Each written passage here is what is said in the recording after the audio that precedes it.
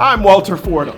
And I'm Ann Keeton. We're facilitators with Inward Bound, and we're excited to share highlights of the Race Conversations workshop. You're about to see a video of a live workshop. But let's start with the goals.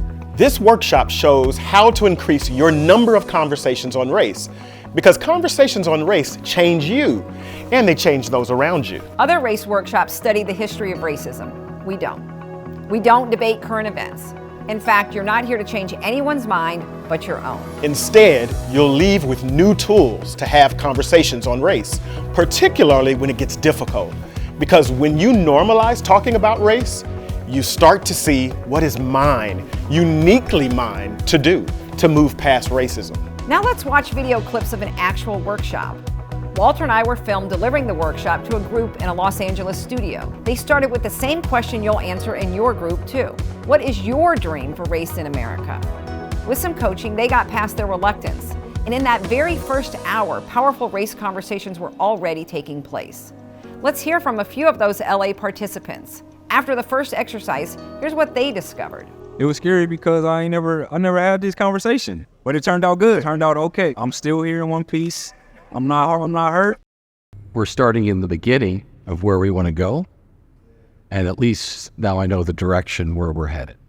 Listening to other people's dreams, it expands and it makes the dream more real because it encompasses everybody. It showed me that we are more alike than we are different. I felt just a lot of passion. Like, people weren't going, oh, I don't know. People were like, yes, this is my dream. They knew what they wanted, and there's a lot of passion. In every workshop, 2 co-hosts demonstrate the 8 exercises. But that's not all. You'll watch the LA studio participants on video demoing every exercise too. Let's look at exercise 2, how to start the conversation. We believe it isn't enough to just react when race comes up. It's up to us to start the conversation. So you'll practice how to bring up the topic. We know it can be hard. To help, we've got a list of 50 conversation starters. In this innovative approach, you'll see your confidence grow like it did with the studio participants. It was a perfect way of breaking the ice, a perfect way of opening up communication. I thought it was a really great template for me to try with those folks that I might be a little bit more nervous to have a conversation with. Everyone saw it a little differently, or we're just looking at it from a different perspective. Keep in mind that your values might be challenged, and just because they are challenged doesn't necessarily mean that anyone is really wrong or right. It just depends on context, and at the end of the day, people just want to learn from each other. It was good because I got to say some things that had been on my mind, so it felt good to say it out loud and to have it received. I'm already anticipating my failure would be I won't shut up after I do the opening to then give them an opportunity to respond. So how do you tee it up and then back away and see what happens? My main takeaway is that first we must know ourselves, and then we got to listen to other people in order to know what to do next. Devontae's right. Knowing ourselves is essential. This is when in the workshop we slow down. You'll look inside and ask, what negative stereotypes and biases are getting in my way? We've all got them.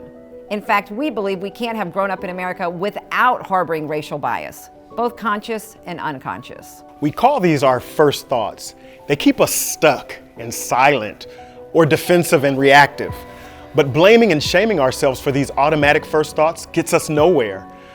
But I can choose a second thought, and so can you. We all can be responsible for our second thoughts, because that's when we can get off the sidelines and back in the conversation. Walter, this is when we start to see real shifts in the room. And when people ask, am I supposed to speak up every time race comes up? The answer is no. Use your judgment. Every situation is different. But this is a conversations workshop. So for those moments when you say to yourself, this time, I'm not going to let the moment pass, you'll be ready. Let's share one more video from exercise 6. What happens when, out of nowhere, someone says something you consider racist? What do? What do you say? Now, there isn't time to explain the exercise here, but let's be a fly on the wall for a moment with the studio participants. See if you can pick up a tip or two. Darren, my grandmother said never to trust you people. And she was right. Hey. Ouch. Interesting. Say what? What the? Lead? Wait, hold on. Can you elaborate on that? You're kidding, right? Yikes. Okay. Yikes. Yikes. That's interesting. James, my grandmother said never to trust you people. And you know what? She was right. I didn't catch that. Ooh. I didn't catch that.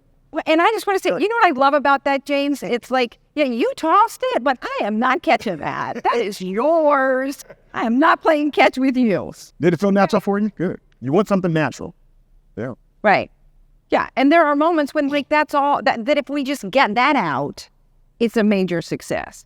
In the moments that you've decided to say something, saying something is better than saying nothing. Absolutely. What you're going to do now is get into triads, and you're going to do the same thing. We're going to have different statements that come up for you to see on the screen, and you're just going to practice. We're going to leave you hanging here. But when you take the workshop, which you're going to want to do, you'll see what's next. And at the end, you'll take a step closer to answering racism in America. What is mine, uniquely mine, to do? In closing, here's what we want for you: to find your voice. Sometimes you'll get it right, and sometimes you won't. But as I like to say, we can't even order breakfast without having a conversation. So we surely cannot reconcile race in America without having a conversation. Our promise after this workshop, it will get easier. And you'll be more aligned with your values. And you will make an impact. So please reach out with any questions. We look very forward to hearing from you.